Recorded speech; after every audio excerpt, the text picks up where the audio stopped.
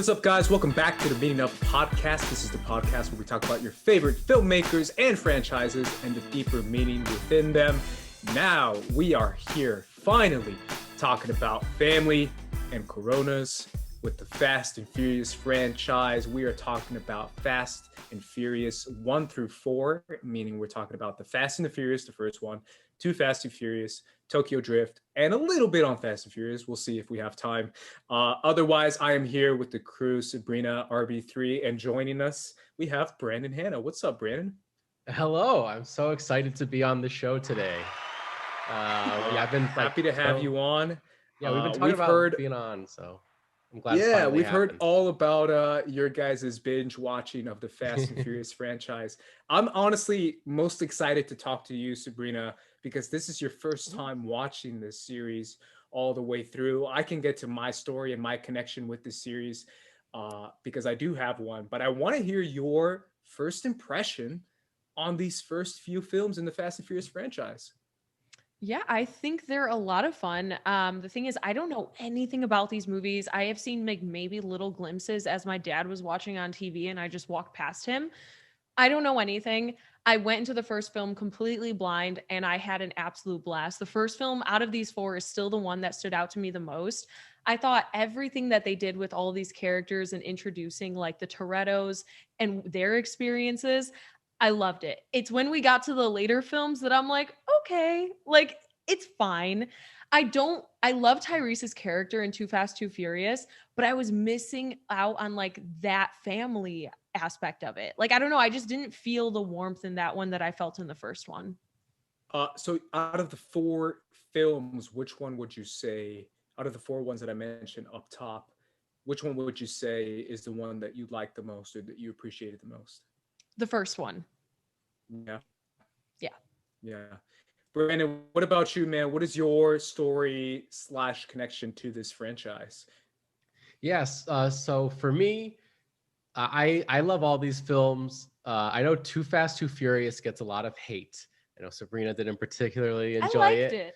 But that's a movie that I just like grew up watching with my dad anytime it came on TV. Oh, and I plucked her headphones out. Hopefully that doesn't happen again. I do that a lot. My bad. But no, movie I watched a lot with my dad. And so I just have like so many memories of just like sitting on the couch on like a lazy Sunday, watching Too Fast, Too Furious.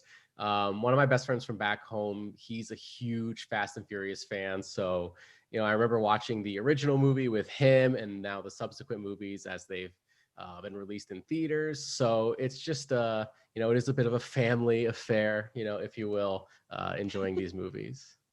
Yeah, it really is. And it's interesting because the first film, The Fast and the Furious, came out in 2001, which was right at the height of this new wave of street racing, of import cars, of Japanese cars kind of taking over the American streets, which is now in its full effect. If you live anywhere in America, you notice how many Japanese cars are currently on the street. And obviously the street racing culture was something that was a big deal in the Los Angeles area, which is, I believe, where the first film takes place.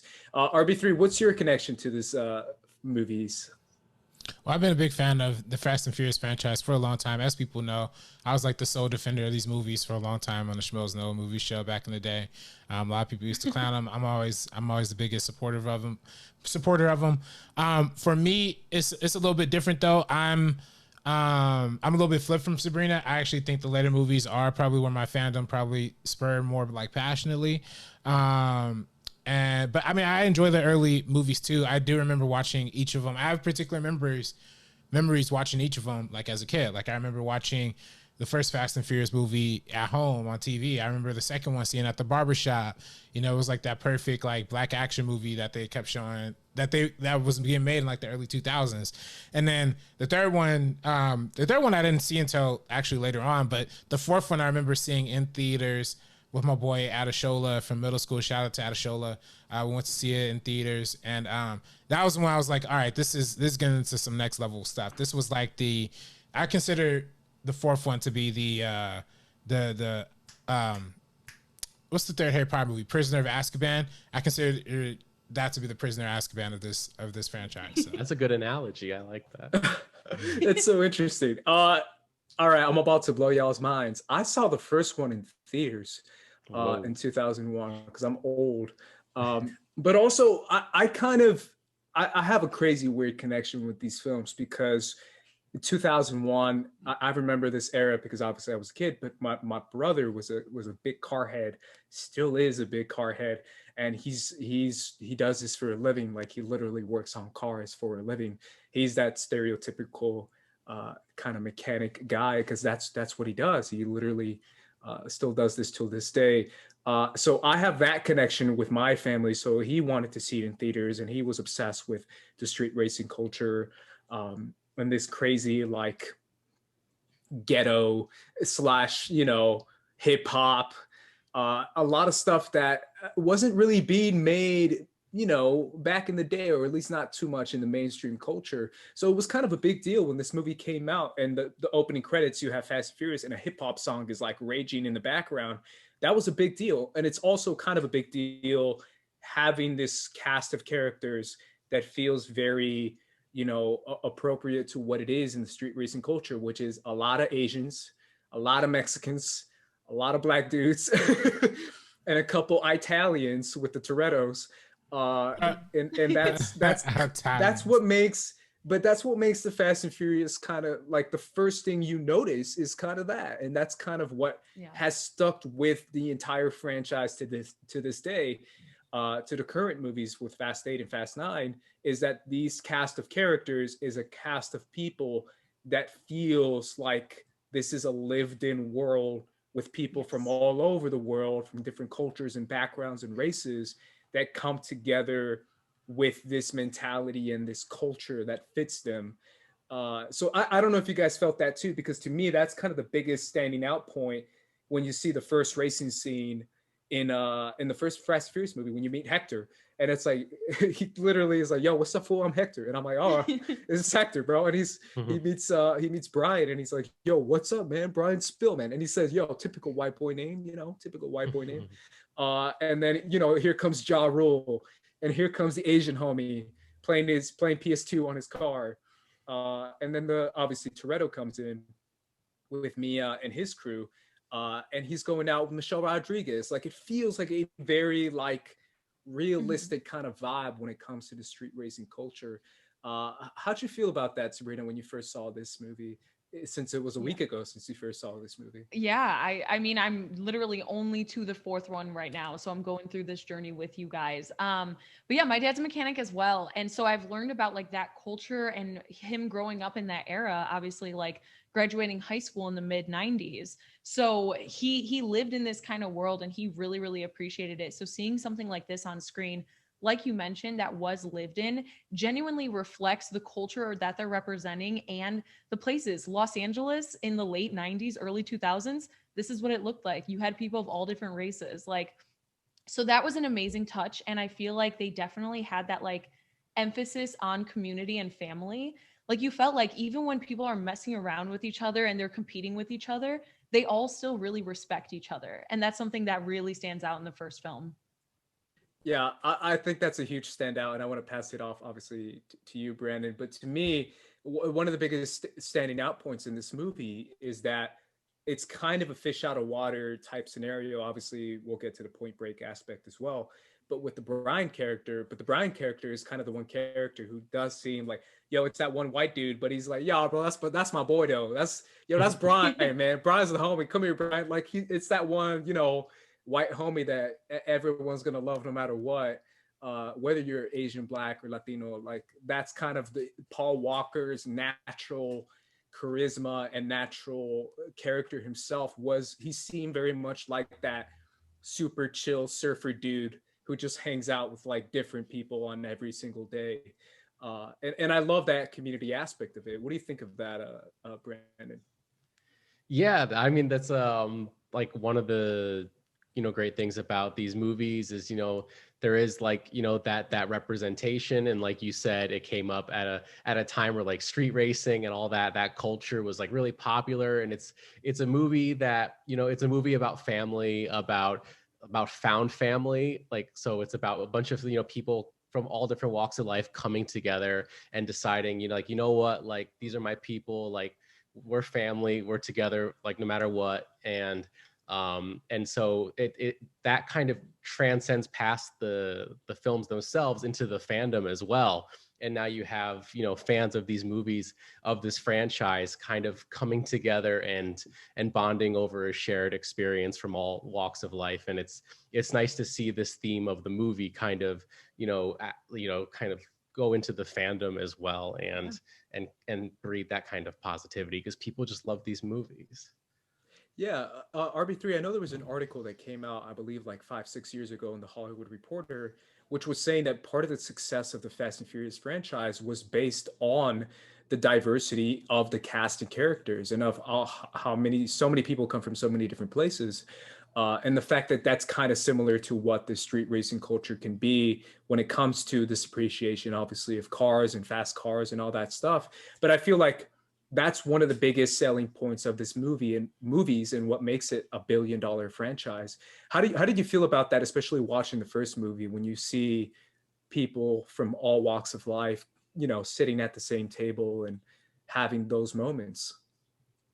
Well, I mean, I've always loved and appreciated the familial aspect of it. I think that is something that is dope. I think, if you watch these movies in like the hood, if you watch them in like, Crenshaw, Baldwin theaters, like, or if you watch it in, any kind of like, or Carson Cinemark, any theater like close to a community that's like populated with like brown people and black people, it's always like a riot, and it's always an experience. I think part of that is because, I think a lot of it is because of the diversity itself, but I also think it's because of the actual setup of the movie. And, a lot of people see this as like more of a criticism of the first Fast and Furious movie. I don't necessarily see it as a criticism, but it is, essentially like a remake of Point Break, So in Point Break, the surfer community is who kind of lures in Keanu Reeves. And in this one, it's the street racing community. And the surfer community, at least in that movie, is like mostly white people, white guys, whatever. But when you see the street racing community and this rap and this underground and it's kind of secretive and dangerous and criminal, it kind of plays off of the associations of image and hip hop and, of to some extent, like, stereotypes too of what this culture is. But then it also like is very inviting too, and it lets you come in and like, here, have a beer with these guys, and hey, like, you could be a part of this community too. It's very like welcoming and very like supportive and enthusiastic. At least it presents it that way in the movies. Like, I don't know if street racing is really like that in real life. Part of me has a feeling like a lot of these street racer guys aren't really that nice. They probably will like shoot you or run you over or something. But at least in this movie, they're presented as nice guys who you want to chill with. So yeah, I don't know if I saw that. I kind of took it like that first scene when Brian shows up and Hector comes up to him. He's literally the first dude, and he doesn't care that he's. I mean, he says, "Oh yeah, what's up, white boy?" But it's like, it's almost like, it's like playful a vibe. It's like love. It's playful. It's not like hating. Oh yeah, for and sure. The first thing he talks about is his car, and he's like, "Oh yeah, this car is wild, man." And he's like, "Yeah, bro, it's crazy." And then Ja Rule comes up and he's like, "Yo, what's up, dude?" And Ja Rule is like, "Just chill." And I feel like that's kind of the point of Point Break too, right? Is like you're undercover in this different culture that you're not a part of necessarily. And the more time you spend there, the more time you start to question your own authority and your own effect into that, when you're like, these guys are just looking out for themselves. These guys are just living their own life. And yes, they might get caught up in certain bad decisions here and there, but for the most part, they're not dangerous. They're not wild. They're not gonna, come into your house and steal your kids. They're just chill family people who just want to help their family out. That's kind of what I took from it. I think it's a mixture of both of what you guys said. I do think it kind of glamorizes the like lifestyle. And obviously in this film, I don't think that anybody who does like participates in street racing or anything like that is like a bad person. But in a lot of this, you do see, they're dealing with some criminal activity, and it's kind of glamorizing that whole idea. So I think it's a mix of kind of both of what you guys said. Yeah. I mean, I felt like the criminal aspect definitely comes from like that stereotypical like Asian gang. in the movie, which I mean, obviously they just threw that in there, but from everything else that, go ahead. Well, I mean, I think even like throughout this entire franchise, I think it literally is just like based off of criminal activity, because then we meet Tyrese and stuff like that. So that continues. So yes, in this first film, it's with the Torettos and then the Asian gang, but overall, I do think that's like a through line from what I've seen so far. Yeah, but I feel like the criminal activity they point out is like boosting cars, petty theft. Like I don't think they say like, yo, this guy killed 20 people.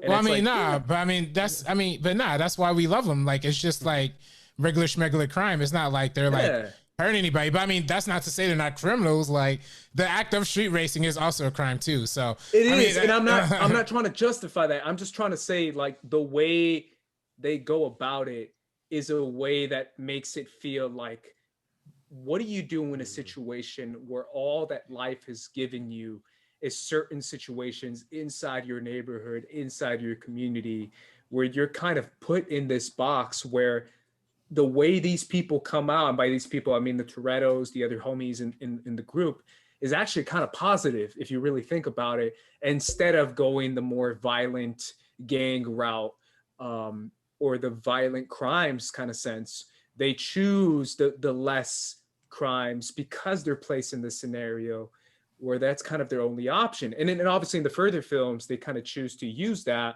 in a super like, you know, these are the best racers in the world. Now the government has use for them. And obviously we'll get to that in part 2. But I feel like in part 1, they set up why you love these characters and why you should love these characters and why you're not cheering when Jesse dies. You're not like, yeah, Jesse dies, he's a criminal. You go like, oh crap, Jesse, like he's a good dude. Like, you see what I'm saying? Like, it's I'm not saying criminal in a bad way. Like, you're saying, you're literally saying I'm saying it in a bad way. I'm not saying they're criminals in a bad way. I'm just saying they're also, it's the allure is that they are not doing legal things. You know what I mean? Like, the allure, the reason why we are attracted to them is because they're not just like sitting around and like surfing like in Point Break. You know what I mean? Now Point Break had an interesting angle where they were surfing and then they turned out to be bank robbers, and you know they weren't. That's what the investigation was all about. But there wasn't any like active like gang robbery, shooting, like any of that, like up until that point in Point Break, and also in Fast and Furious in general. So like I think that's why that comparison is apt. But I also think like the lovable criminal is definitely something that like we come to explore like throughout this whole franchise, because like you said, Sabrina, Tyrese in the very next movie, he's like the ultimate car hopper / like monster truck, like, you know, coordinator. I don't know what he does. And Ludacris too. They're just everywhere. But but even though like you know they're in shady business, you still love them because they're not like crazy or like, you know, doing anything like weird or stupid, you know. So, and also we have a lot of the times when we do deal with like films that have like crime, and when it's like glamorized, a lot of people still idolize people even if they do go to that extreme. They don't in this franchise, but like look at like Scarface and things like that. Like people love that even though they're going way too far. So it's always something about like glamorizing like a criminal lifestyle. I feel like it's exhilarating to watch in our action movies, and that's why people like to see it. So like Fast and Furious, like you said, like it's like pettier, like smaller stuff, and none of these people are bad people at all. They're great people. So that's why I think like people like cling to that. I feel it differently. I really feel like the whole franchise is about this cop who literally puts down his badge by like, I don't know, the 4th movie or the 3rd movie, and he realizes like, yo, low key, cops are shady, and cops might be worse than these guys. I don't think it's saying, but that's what I'm saying. Like, I don't think it's necessarily saying like, yo, be a criminal. And no, but it's like, yo, like, look at street racing. This shit is fun. So like, I think it's more like, I think it's more like the way we look at crime and what is crime and what justifies crime, and how people are put in different situations, and how I can justify something if I'm, you know, a middle class homie living in Wisconsin because I'm like doing this for my family, then they are too. And they're put in the situation where they're doing it for their family too. And I think it's more about relating to people who come from different backgrounds and different cultures. than it is about anything else. And I think that's what Brian realizes throughout the film franchises, when he literally puts down the badge and he says, yo, this is just as shady as whatever these people do, but you're doing it and they're paying you to do it, and you're getting, paid off to get people in trouble, when in reality these are good people who just had been dealt a bad thing in life or bad circumstances, like a Jesse character or like other characters, side characters in the movie. When you start to learn a little bit about their backgrounds, and you realize if you put this homie in a different household or in a different place or in a different neighborhood, he could have gone to MIT. He could have been the biggest, student there was. He could have been something bigger, but he didn't. And that's okay. And I feel like that's kind of where we lean to, especially in Too Fast, Too Furious. I don't know, man. I think Too Fast, Too Furious is fun.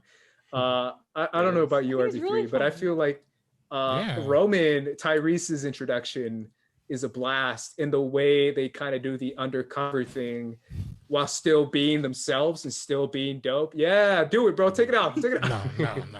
Not today. Maybe on Patreon. Wrap it around your hand and break glass. Yeah. You guys, that would break your hand, by the way. Don't do that. Not Tyrese's hand, though. Any normal person, but not Tyrese. Yeah. It depends on where on the window you hit it. There is a weak point that you could hit. There you go. Oh, see, engineer. For the most part, it'll break your hand. Don't try it still. Either way, I feel like Too Fast is different, right? Because it's like the bad guy working for the badder guy kind of thing, which is what they do in the second film. What was your biggest takeaway from the second film, Sabrina? Well, it's the conclusion that we got from the first one. And I didn't know in this one that we were going to kind of go off into a different direction. I did think we were going to see some of these characters again. So it was a surprise, but it was also a pleasant surprise because I thought it was really interesting how they kind of cornered him into working for them again. Like the way we saw the character of Brian at the end of the first film versus this one. It is really interesting because he does like go on that decline through the films that I saw of him already up until the fourth one. So yeah, I love the introduction of Tyrese. I thought their chemistry was amazing. So I'm really, really excited because I know he's coming back some later on in the franchise. So I'm excited. Yeah. Brandon, what about you? I know you mentioned Too Fast and Too Furious before. Is this one of your favorites? Yeah, it is, probably mostly for nostalgia purposes, but I would say this movie and the first movie are like so quotable to me. There are so many lines of dialogue that are so memorable that I quote with some of my friends all the time, even when there's no context or reason to do so. You have Tyrese doing the imitation of Verone, where he's just like, "And you take my cutter back," like that. Like just say that like amongst friends, like for no reason at all, just because it's Too Fast, Too Furious. It's such a fun, silly movie, and I really enjoy it. So that actually brings me to something, and I wasn't going to do this, but I might as well do it. Hopefully you guys can help me out here, but what are some of your favorite lines / quotes from these first few films in the Fast and Furious franchise, whether it's the first one, whether it's the second one? Let's start with you, Brandon, since you said you had a few. I'm curious to hear some. Yeah, obviously there's the cutter thing in the first movie where he's like, "I like the tuna here." He's like, BS, a-hole, and no one likes the tuna here. And then watch your back, watch your back. It just starts randomly playing. Oh yeah, and when he pulls out his ID, his like undercover ID, and he's like, "Brian Earl Spillner, that sounds like a serial killer name. Is that what you are?" That's a good one. You embarrass me right after that. Hey man, he was in my face. I'm in your face. Yeah. Too Fast, Too Furious. He's just like, "I said, forget about it, cuh." Like it's so silly. Yeah. It's so ridiculous. That's the best one. It's early 2000s. He's wearing a t-shirt that's way too big on him, but it's so good. Pockets ain't empty, cuz. Oh yeah, pockets ain't empty, cuz. That's gonna be my one right there. That's the legendary one. Yeah. What other one RB3 do you have? I was literally gonna say pockets ain't empty, cuz, and we ain't hungry no more either, bruh. Yeah. We ain't hungry no more. Yeah, we ain't hungry no more either, cuz, or bruh. Yeah, there's a lot of good ones. After he punches the window, he's like, "Now put your blouse back on, hater," or something like that. Yeah, there's a lot of good quotables in Too Fast, Too Furious. I mean, there's quotables all throughout the franchise. My quotables probably come more in like the part two when we talk about 5, 6, 7, and 8. Like, for me, bro, I still think the first one has the best ones. I gotta be real. I think I quote the first one like all the time. Like I literally just quoted it like 2 weeks ago. Like everything from the beginning of the movie to like, dude, I almost had you. Like that's a memorable quote. It's like winning's winning. Doesn't matter if you win by an inch or a mile, winning's winning. Or pop the hood. All these quotes to me are some of my favorite. Oh, Jesse, he's like, you can't just jump in the ring with Ali because you think you can box. And he's like, he knows I could box. As if that has anything to do with anything. Yeah. Anytime they call Brian a buster, it's like, what's the buster doing here? Well, the buster kept me out of handcuffs. Yeah. And I love and not to jump ahead, but I love the callbacks in Fast and Furious 4, where he goes like, he's like, still a buster, or he's like, now you owe me a 10-second car. You know, like they like bring stuff like that back. It's so good. Yeah. I think there's so many memorable quotes in the first one. It's definitely one of my favorites for sure. Any ones that you like, Sabrina, that we haven't mentioned? Basically all of them. Like when he said in the first one, and he's like, I live my life a quarter mile at a time. I was like, I know that. So like the second it happened, I was just like, I actually knew that. It's pretty iconic. But basically all the stuff that we said, it's just cool to be able to quote it in a group of friends. Like it's just so memorable when we try to do our best, like Vin Diesel impressions or whatever it is. I knew it before I even watched the films. So yeah. I really do feel like the film has a lot of memorable moments, and I feel like Too Fast, Too Furious is one of those films for sure. Considering, go ahead, Ep3. Yeah, I mean, I was gonna say, I mean, you talk about quotables. I mean, like I said, I was kind of joking about like how during that era there was like a lot of like black action movies, but when you look at that time, 2003, that's the same year as Bad Boys 2, the year before All About the Benjamins with Mike Epps, Ice Cube. Triple X was also that same exact year that this came out. That's why Vin Diesel wasn't in this one. So there's like all these like literal, I mean, and if you watch these movies, they all kind of align in like a weird kind of like trippy way. You almost think they're almost made like at the same time. Big Mama's House and Big Mama's House 2 was also kicking. That's a little different. That one wasn't the same. But these are all like Miami set like action movies that are just like hilarious. Yeah. It's like the same universe. Yeah. Almost like cinematic universe. Yeah, it's like almost literally like interconnected. I don't know what's going on. But I've always had that personal connection to Too Fast, Too Furious. And you can watch, I was on the Wangers commentary for that one too. But I've always had a personal connection to that because it's directed by John Singleton, who's one of my favorites, one of my inspirations. And yeah, I mean, you could definitely tell his style is like in there. I think that one, for me, I felt like that was I felt like it was very witty, and I felt like that's part of like his charm and style as well. I've read a lot of interesting like behind the scenes stories where they talk about how originally they wanted Ja Rule's character Edwin to come back into this movie, but then Ja Rule I guess was too big in like 2002, so that's when they ended that paycheck. Yeah, he should have took the paycheck, and they had to create a whole new character with Taj. That's where Taj came from. And originally Taj was supposed to be played by Redman. But then they right? Tej? Yeah, Tej. Yeah, Tej. I said Taj. Tej. But then he ended up getting cast. Yeah, Luda ended up getting cast for it. So I liked it. I also love the fact that apparently Vin Diesel turned down a $25 million offer for this film. Oh, wow. Yeah, I mean that's what he claims at least. But I really, for me personally, even though it's a little corny, it's a little cheesy, I still think it's really good. And I think more people need to highlight it in their Fast and Furious recognition. You know what killed it for me? Because hearing you talk about it, I did really, really enjoy so many of those aspects. Eva Mendes's character. It was such a shame. I thought she was so wasted. If you see her, she's literally just in the background looking attractive, making like a straight face. She barely has like any dialogue or screen time. I think I totally forgot, but that's what like killed it for me, especially even like towards the end when she was actually in and like doing all this stuff, there was something really interesting to like work with her, and they just didn't. She was like completely kind of shoved to the side as a character. So that's my only criticism, and that's what lowered it down a little bit for me.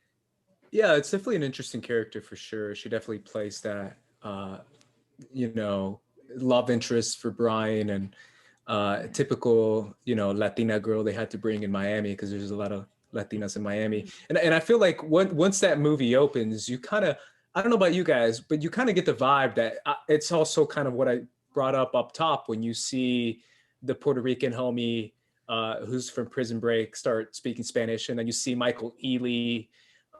You see the Japanese girl, I forget her name too. Devon Aoki, I believe. Yes, and then you see obviously Brian shows up with the skyline, but you see Ludacris come out with his fro, and his song starts playing as he comes out, which I think is hysterical. Which is the theme song of the movie Too Fast and Furious.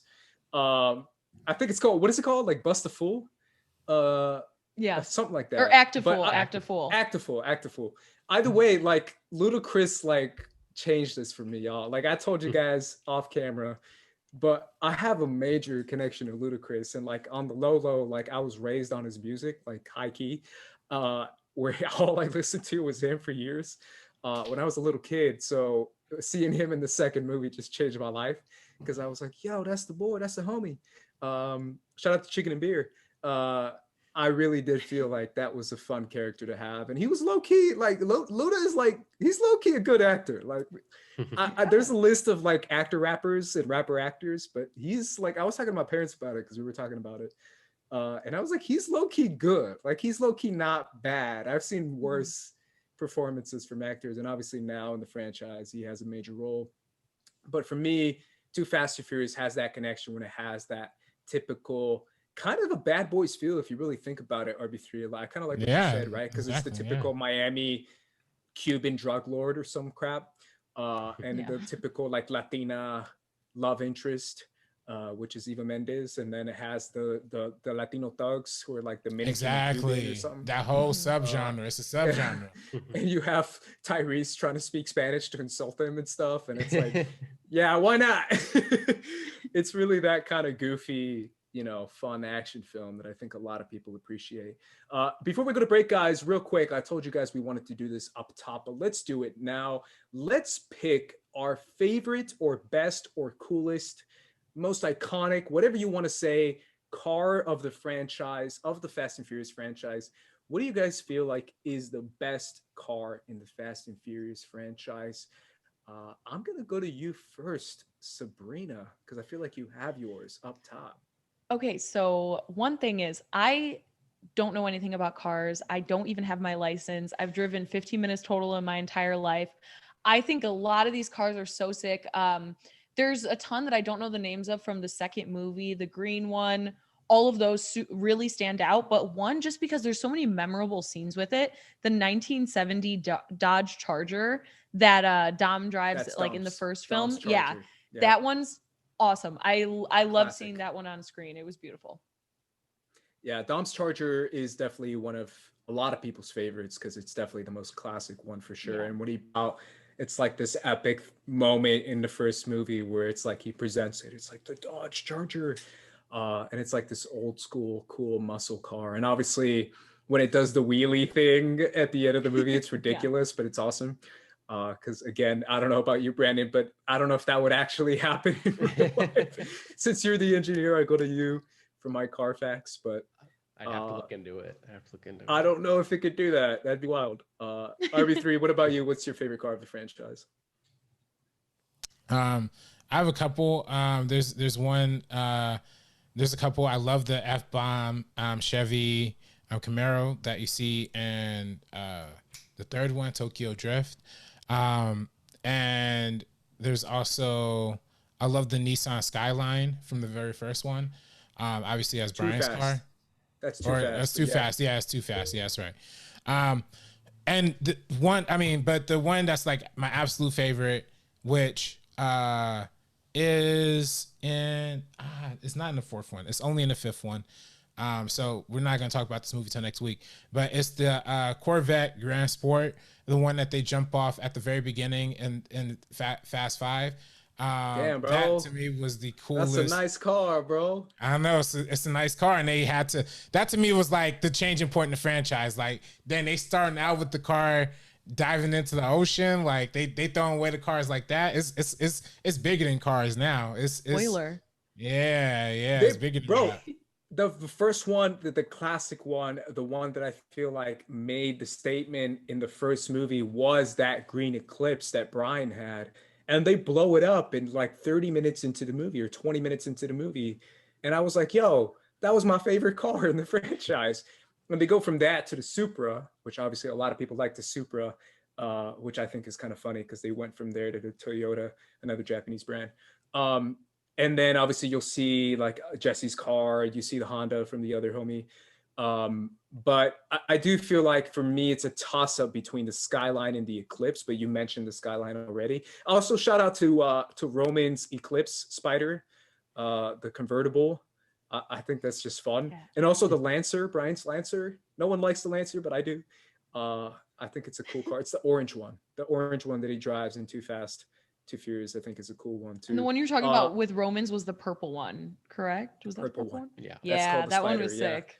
That's a cool one. And I love the goofy sticker designs on the outside, like early 2000s, like, yo, we out here. But I'd go with the green Eclipse. Brandon, do you have one? I think I'm gonna have to agree with Sabrina. Dom's car is just super iconic.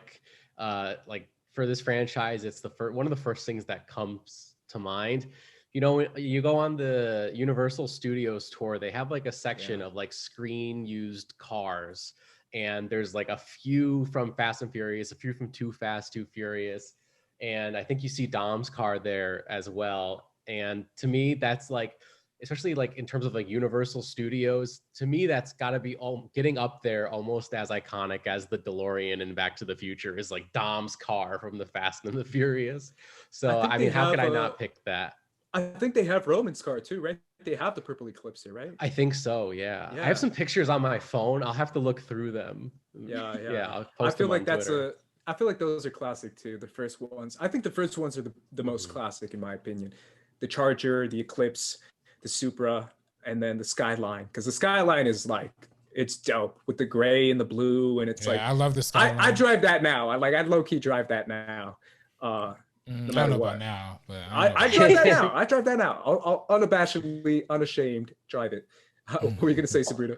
Also, going back to the first film, there's so many iconic Los Angeles locations that we noticed that they're using through different like drives or whatever. Literally yesterday, we went to the Toretto house. It's like a mile or two away from us in Echo Park. And then right down the street from that, they have the market with the tuna that nobody gets. Yeah. So it's really, really cool. Even like during some of the chases, like I see streets that are right down the street. It's kind of awesome. Like how, I don't know, just like seeing Los Angeles through this lens of Fast and Furious. Yeah, Elysian Park they give a little love to, and the movies as well. But I like you said, Sabrina. Yeah, they are literally like right in Echo Park.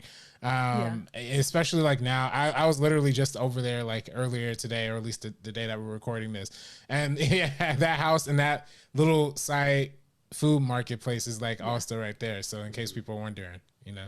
Yeah, I think it's a lot of fun to have those little iconic movie locations. I think that's always a cool thing to have. Final thing, shout out to I was telling you guys off camera, shout out to the Toretto house. I just got reminded when Area Codes plays in that, I just think it's so funny when Area Codes plays in the background, and then in the next movie Ludacris shows up. It's like in-universe crossover type stuff.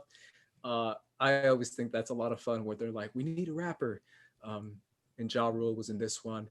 Ja Rule low-key might have had the most memorable line with the Monica. I still quote that too. I quoted that with Paul Pierce. Shout out to my homie Paul Pierce with Monica. A couple weeks ago, he got in trouble for that. Fired, he got fired off ESPN for that. So, R.I.P. Paul Pierce. Anyways, we're gonna go to break, guys, and after the break, we're gonna be talking about This ain't funny, so don't you dare laugh. With the 4/5 divide you in half. getting at me equals a bloodbath. You do the math, take you out the equation. This ain't funny, so don't you dare laugh.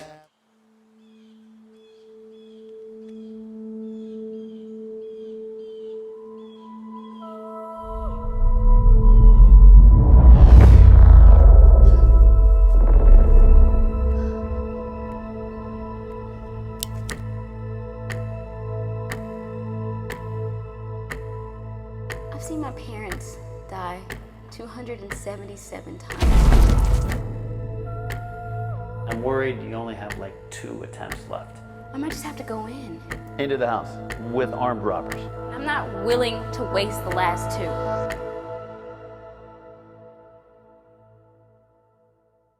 Timestamp, premiering one time, exclusively this Friday. All First Cut patrons are invited. Come along, children. Now we're going to have a little music.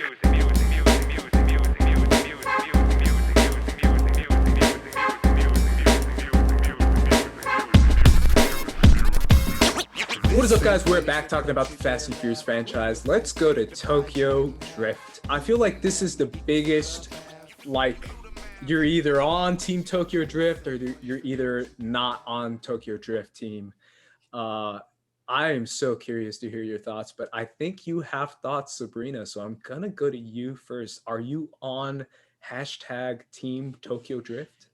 No, that was the one that lost me for a minute. I literally actually my first watch through, I knew that it took place at a different time. I still don't know where it fits in with the timeline. Obviously, we're introduced to the character of Han. Lucas Black is in it. I just feel like we've progressed past the need for Lucas Black in films anyways. So I just think that he was not the best lead. I don't think it like holds up super well because I don't find him to be as captivating as what we got in the previous films. It's just not the same effect, unfortunately, as like a leading man. But I skipped Tokyo Drift, went to 4, and then went back to Tokyo Drift. So I was already introduced to Han. And of course, with like the trailers and stuff, I'm very aware of that character. But yeah, Tokyo Drift was not 100% for me based off of the reasons that I said earlier. Was it mainly the lead? I feel like Lucas Black's character I think it so lost, stale. Yeah, that's what it just lost every single charm of like Fast and Furious. So it wasn't even necessarily the direction or the story. It was just, I didn't get the vibes. Like you could pluck this out. I could have just watched 1, 2, and 4. I would have been completely fine. What do you think about Tokyo Drift, Brandon? And how did you feel about so dramatically changing the franchise with a new cast of characters, new location, new style of street racing? I'm very much on Team Tokyo Drift. I love this movie. I know Lucas Black, the person, maybe a little problematic, but Sean Boswell, the character, you want to talk about quotable lines? Is like, what's DK stand for? Donkey Kong?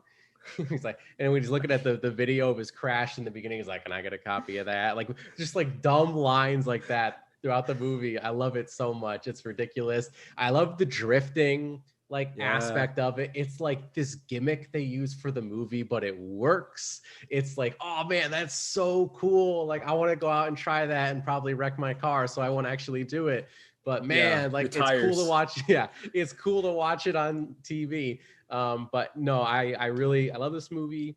And yeah, it is a bit of a change of pace, Too Fast, Too Furious was also a change of pace on its own. You still had Brian, you still had that one guy from the FBI that was in the first movie. But other than that, those are the only 2 characters that return in Too Fast, Too Furious. You're introduced to new characters, like a side quest of a story almost.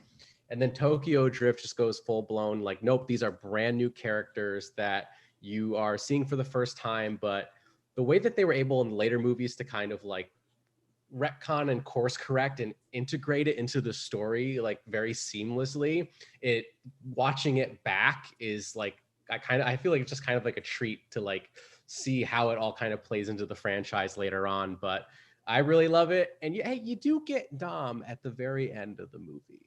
So yeah, that's cool too. And Han's great. Han is one of the best characters. Awesome. And obviously Justin Lin is kind of taking over the franchise here.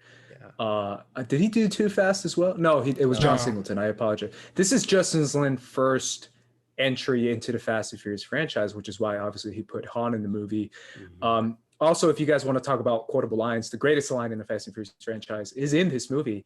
It was, she was just admiring my ride. And then the guy in the back is like, my ride, just making fun of his accent. It's just ridiculous. I love it. Drift? What you mean drift? Yeah, the guy's accent is epic. I can't lie. But I feel like it kind of introduced a different vibe and a different culture, obviously, with the Japanese street racing kind of culture that was, you know, kind of popular during that time period. What do you think about Tokyo Drift RB3? Yeah, I mean, I'm not the biggest fan of Tokyo Drift. I haven't really been. No love for Bow Wow, bro? I do love Bow Wow. I love Bow Wow being in this movie, Lil Bow Wow.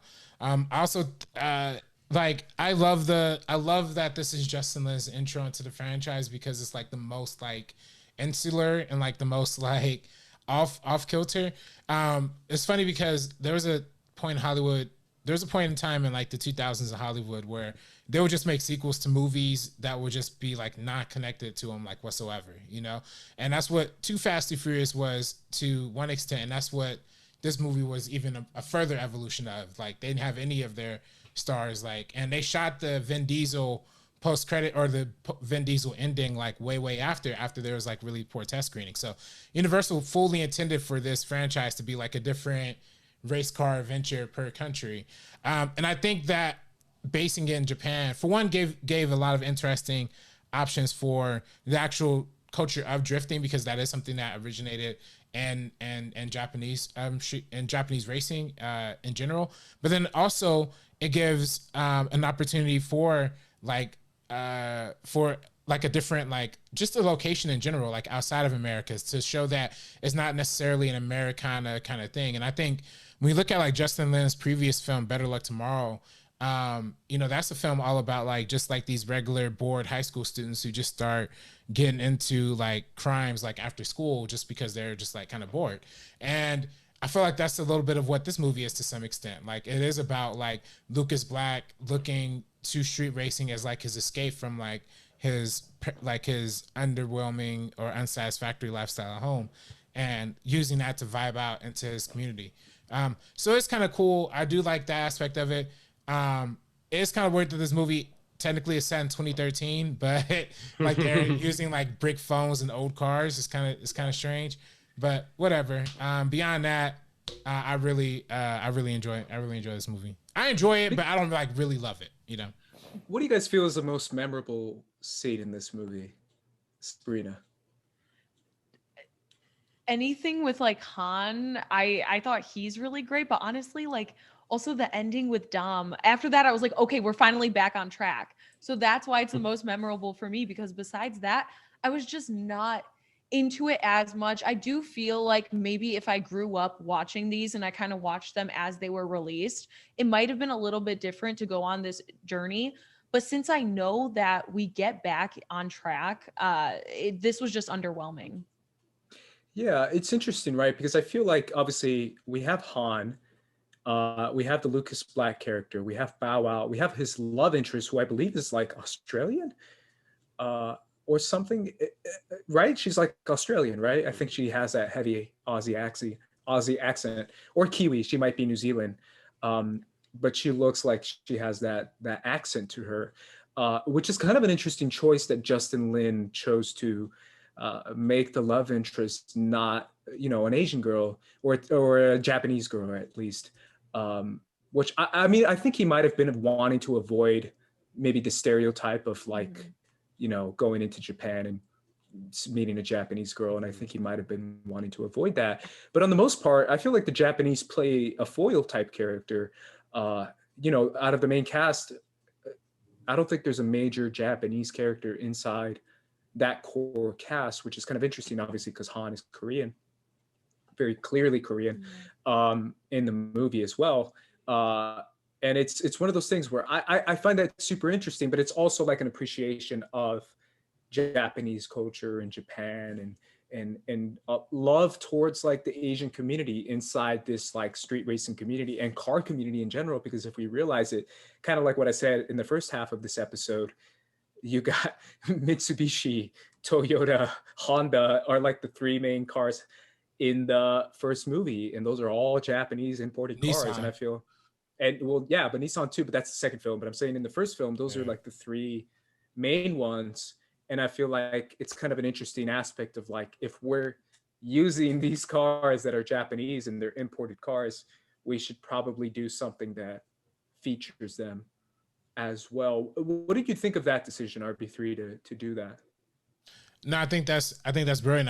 I love that. Well, for one, it's actually representing a culture that like that builds the cars that they are, that they're racing in, right? So like, it's kind of appropriate. I do think there is like an interest. I never really thought about how there isn't like a Japanese character in the main group, but just in the same way that street racing is kind of like an outsider sport, they're kind of like outsiders in this foreign country as well. Like, yeah, it's like a fish out of water kind of story, right? Yeah, exactly. They're all coming to their own with that same community that brought people together from the first two movies, and cars and driving and the mechanics, and then street racing. That same community brings these all fish out of water people together to drift in Tokyo.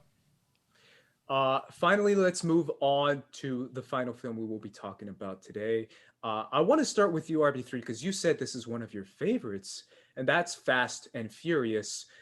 This movie features a great fight scene between Brian and Vin Diesel, which might be, remember that fight scene? That's ridiculous, absolutely, but it's fun nonetheless. And it features a lot of Mia. Shout out to Mia. She's definitely one of the most underrated characters in the franchise. But what about this movie makes it one of your favorites? Well, I felt like this was like the official reboot. Like, I felt like this was like, maybe not an official reboot, but this was them being like, all right, enough's enough. We're going to take this franchise seriously, and we're going to do it right. And we're just like going to stick our heads down and like make sure we do it. And by the way, I think this movie has like a 30% or some like crazy low number on Rotten Tomatoes. But I think that's a little unfair. I think it was during a time period where people were just ready to trash on Fast and Furious movies. But I think if you look at the merit of it, it is actually a kind of interesting, like, crime drama, like, at the heart of it. Because when you, like you said earlier, Ace, it is literally all about Brian becoming unraveled by his police station, being a cop, and seeing how much corruption is going on, particularly at the border, right? Particularly and the role and involvement that they're, that police are having and that situation. So now there's that conflict happening at the same time that Dom is just trying to start his own like normal, like regular schmegler type of life. But he got people breathing down his neck too. And he has to do like this one last mission to like get out of the whole thing. And to me, this is like, I don't know. To me, it's like such a classic, like crime movie, like setup where it's like the two, like the criminal, like the robber, I don't know how it's like the what do they call it? The cop and the robber are kind of going back to back. But in this movie, this is like the one where they're actually like coming together. Like by halfway through the movie, they're actually like teamed up and fully on the same page. I think that's just like such a cool subversion, especially based on what we saw so far of the franchise. We saw Brian have his little bit of evolution in part 2. And then we see Vin Diesel. He's already just down for the stuff, but he's ready to move on. He's ready to start a family. And after seeing Michelle Rodriguez's character killed, after seeing Letty get killed, that to me is one of the most memorable moments to me in the Fast and Furious franchise too. Seeing, or when he thinks Letty gets killed. There's just so many cool moments in this movie. I feel like they literally were like, all right, let's take the dark and gritty approach. Let's make this like the Dark Knight of the Fast and Furious franchise. Like, let's really like desaturate the colors and let's take out all the fancy cars and all that and just make it a pure crime story. And I think they succeeded for a decent amount of it. Yeah, it's interesting, right? Because it's Justin Lin coming back from Tokyo Drift, Sabrina. So it's interesting, like this is so different from Tokyo Drift. How'd you feel about this movie, especially as a follow-up to Tokyo Drift? I did really enjoy it, how they brought everything back together and they kind of came back to the foundation that they were setting up, because that's where I feel like in this franchise so far that they've really succeeded. And everything that I've heard about Fast and Furious, like later on, people really do focus on all of their chemistry together, like how they feel like a family, even seeing Jordana Brewster and Paul Walker reunite, like you get that warmth, you get that energy and that chemistry from them. Same thing with Dom and Paul Walker, like that chumminess, that like the way they go back and forth throughout like the first half of this film. I just really, really enjoyed it. And that's exactly what I was missing. So I think this one gets me way, way, way more excited to finish out the rest of the franchise, because I feel like now they found their footing again for what I enjoyed. Yeah, Brandon, how do you feel like this stacks up to the other movies as far as Too Fast, Too Furious, The Fast and Furious, and Tokyo Drift? Where does this kind of rank for you between those four films? Yeah, well, I think I agree a lot with what RB3 was saying, how I really enjoy this movie, and it is kind of like that Prisoner of Azkaban of the Fast and Furious saga, where it's this tonal shift. It's like, okay, we're gonna take things in a different direction now, and it's not just about like the street racing or like this or that anymore. And there's like, we have Brian in the first movie. He's an undercover cop, and there's like hints of like him maybe wanting to work his way up to being in the FBI. And, after the events of Too Fast, Too Furious, his record's clear and he does end up going into the FBI. And like you said, Andres, at the end of this movie, when Dom helps bring down Braga and he still gets sentenced 25 years to life, that's when Brian was like, all right, like the system doesn't work. Cops are just as in the wrong, like I'm going to go be with my chosen family, and that leads to him once again becoming a criminal on the run to help out Dom into the subsequent movies. But it's hard for me to rank them. I agree with, like, it is a very different movie. It's Justin Lin coming back. It's a very different movie from Tokyo Drift, and the cinematography is much different. Like you said, like the saturation, the colors are very different. But Justin Lin, I feel like, is one of the key factors of the heart of this franchise, which is why I'm so excited for him coming back for F9. But yeah, I'll say it's hard for me to like rank it. Like, I don't know. I love all these movies so much, but I will say I 100% agree with RB3 where there's a lot of people out there who don't appreciate this movie. I appreciate it much more than a lot of the people, even in the Fast and Furious fan base. I think this is a movie for people who loved the original film, because like I said earlier, with the quotes and everything, there are so many fun callbacks to the original that just like they touch it, the nostalgia, in just the right way, where it's not like overly gratuitous and it's actually really charming and fun. Yeah, it's interesting, right? Because I feel like these three movies, the first three, I mean, have a slightly different tone than the last one, but even the first one might be more similar in tone. Mm-hmm.